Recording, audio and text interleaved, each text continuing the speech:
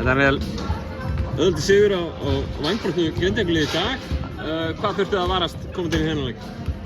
Bara að við myndum ekki leyfa þeim að hleypa þessu upp í einhverja vitleysu sko, ef það var planið. Við vorum undirbúin fyrir alls konar svæðisafbrigði, við vissum að þeir yrðu fáliðar og það bara tókst í dag, bara nógu vel. Þið, ég meina, það vantar lykilpósta í þeirra liði.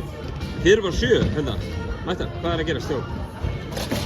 Bara vill greinilega enginn flytja til Akureyrar og spila körfubolta og sko nóg af körfubolta, fullt af mínútum í boði. Hvað er fulla hópinn eða æfingar eða fleira? Já, við erum 8 á æfingum, komum sjaldan 5 á 5, þannig að maður hefur svona pínu áhyggjur af bara svona framþróun liðsins og hversu miklum árangri við getum náð gerandi það sama á æfingu hverjum einasta degi. En við verðum bara að vinna með það sem við höfum og í rauninni bara ótrúlegt að vera bara í fínum málum upp á topppakkan hérna eftir 2 umferðir. Talandi maður í fínum málum,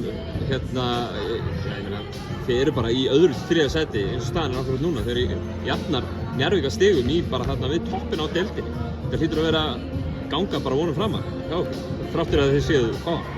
Við gætum verið 8 og verið neðstar, en við erum 8 og erum hérna bara í bara góðum málum í einhverju toppbaráttu og erum bara að mínum mati ekkert mörgum púslum frá því bara að keppa þann stóra og það er bara vonandi að finna einhverja stelpu núna í janúar sem að langar að fá mínútur og langar að fá tækifæri því að það er alveg nóg að þeim í boði. Einhver svona lið í deildinni eins og Keflavík og þetta Grindavíkurlið sem þeir eru að spila mót í dag svona spá mjög góðu gengi en lið sem hafa verið að gefa eftir. Er ekki skrifað í skína eitthvað nýtt lið fara á okkar rönn núna eftir áramótin og ná í það stóra?